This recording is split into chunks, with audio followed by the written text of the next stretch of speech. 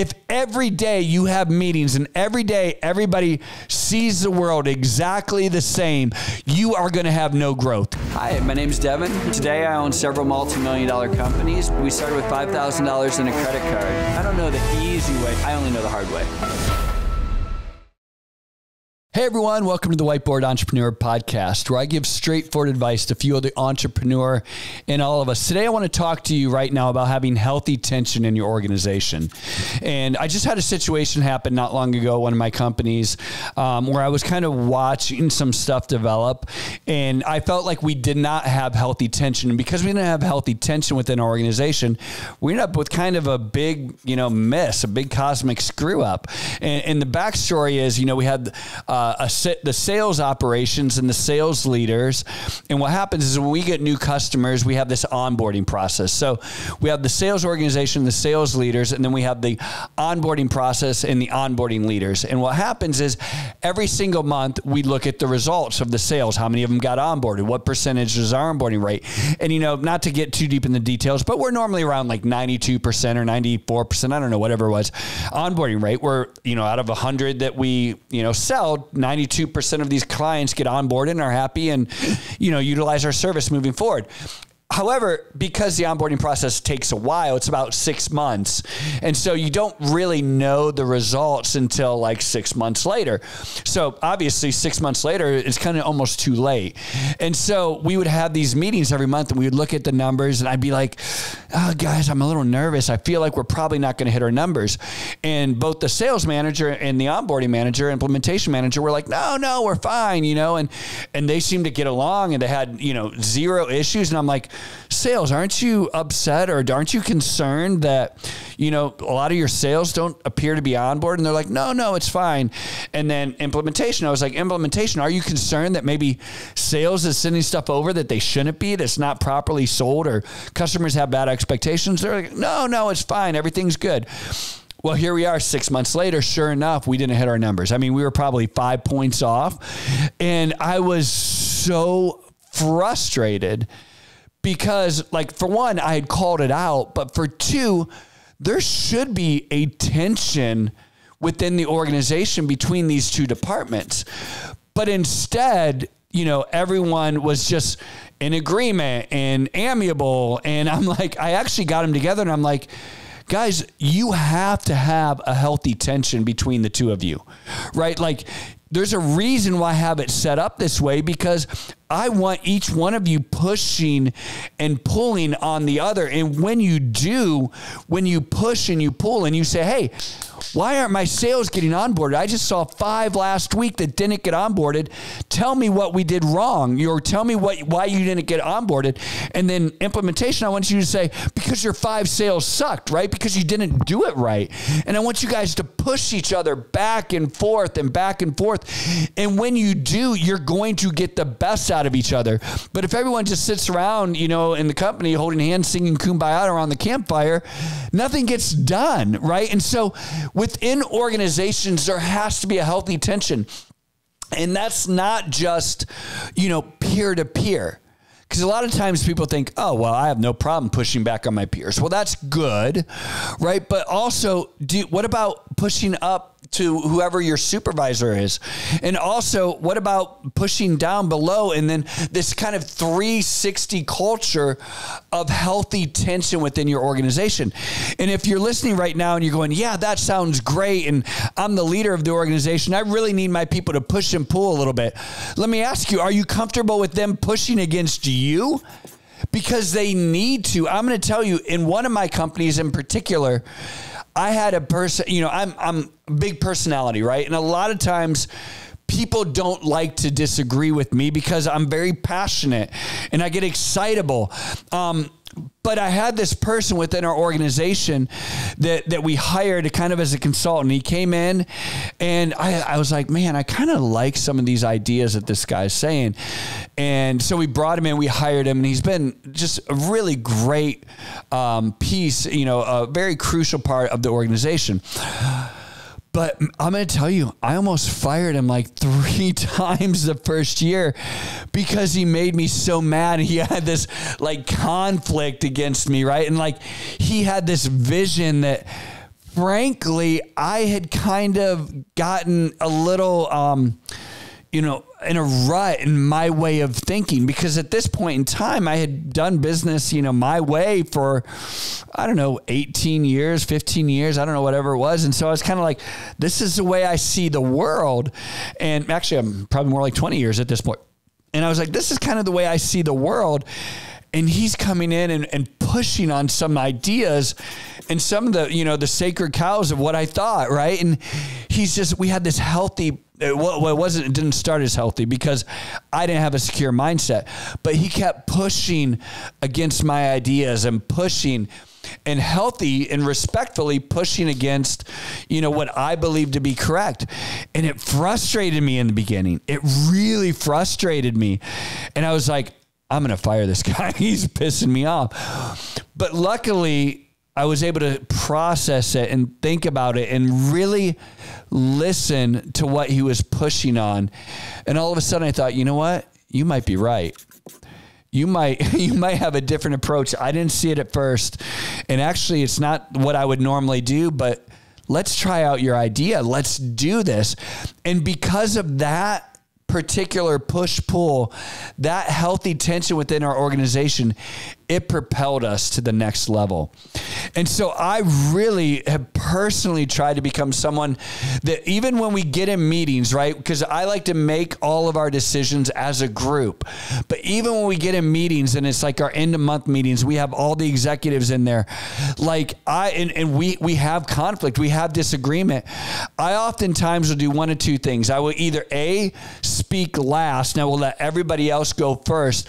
Or B, if I do feel like I need to set the table, I will say something like, hey guys, this is kind of what I see. This is my opinion, and this is how I would approach the problem. But I want everyone in this room to know that I'm not always right.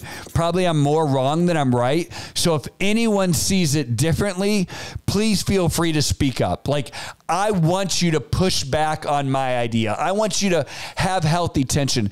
And I invite that into the room. And oftentimes it allows people to say, well, Devin, I understand why you're saying that, but here's the way I would look at the problem. I go, wow, that's great, right? And all of a sudden I'm like, let's go with your idea, not my idea. And so there has to be this tension, this healthy push, pull within your organization to grow.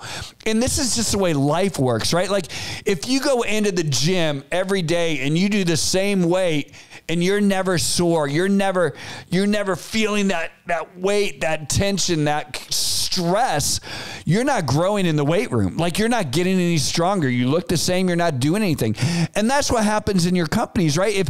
If every day you have meetings and every day everybody sees the world exactly the same, you are going to have no growth because you're just going to continue on the same path that you guys have always done. And so it's necessary to bring people in and to encourage this new ideas, new way of thinking, new approaches to your business so that you can get that tension and that growth just like you would get out of the weight room. And so people say, all right, Devin, that's great. But like, I got to tell you, I've been in these situations before and sometimes they just don't feel healthy. So what does healthy tension look like in your organization? Because I've been in these meetings and people are screaming and throwing stuff at each other and quitting and resigning. And, the CEO is just pounding his fist saying my way or the highway kind of thing.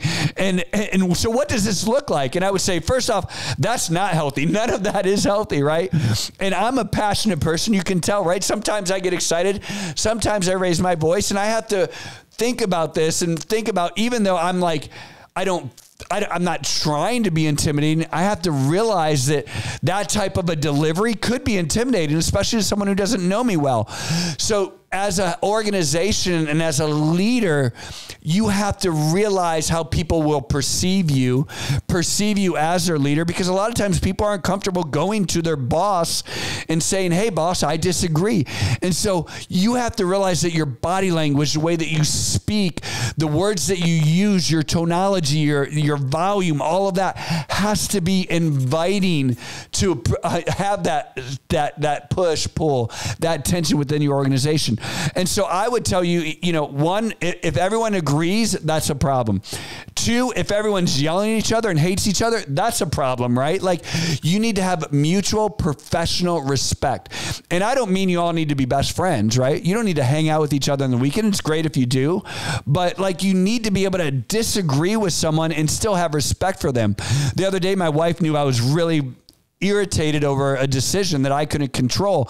And she's like, well, what do you think about this person, the decision they made? I said, oh, I absolutely 100% disagree with them. And she's like, are you mad at them? Are you guys still friends? I'm like, oh, yeah, we're great friends.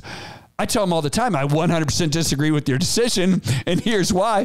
And he tells me, oh, I totally disagree with your decision, here's why. And I'm like, cool, let's go have a beer, right? Like, we're fine, right? But like, you have to have that emotional maturity to be able to say, I disagree with you, but I respect you, right? And I also disagree with you, but I want to hear and I want to understand your perspective.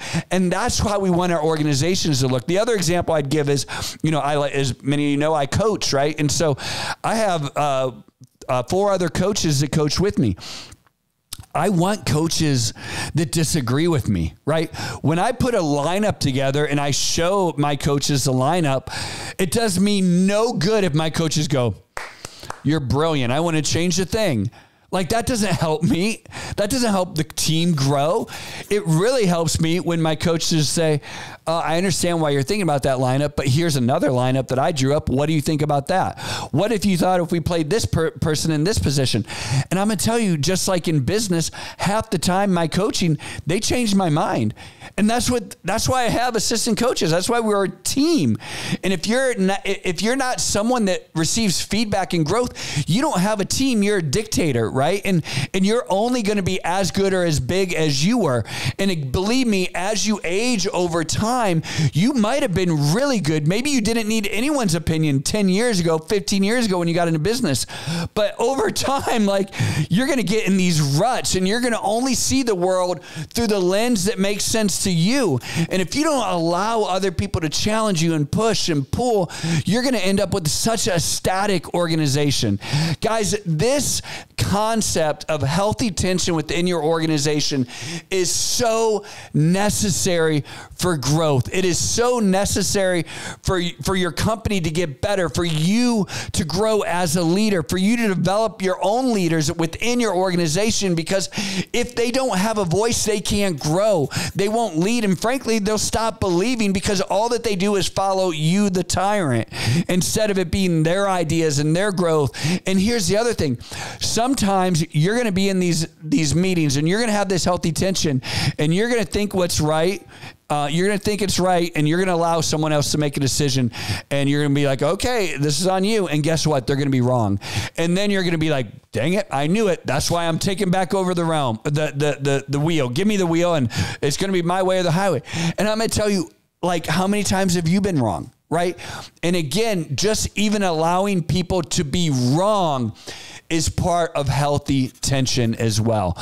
Guys, you need to listen to this podcast a couple times because there's a lot in here, and there's a lot of emotional maturity that you have to have. There's a lot of emotional intelligence that you have to have in order to bring this into your organization in a healthy way. But let me encourage you to listen to this one a couple times. Evaluate it against your current operation. Think about the people that you have in your operation. Are they just a bunch of yes men and women that just everything that you say is yes, yes, yes, and all that they do is basically they're slaves, right? Like, they just do what you tell them to do? Or do you have people that have their own opinions?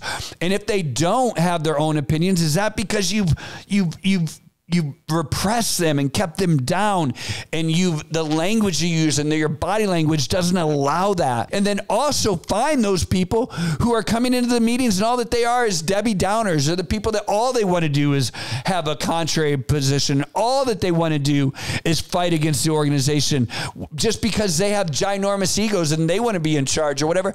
And you have to look at that as well and say, is that healthy? Because it's probably not. So there's so much baked into this, right?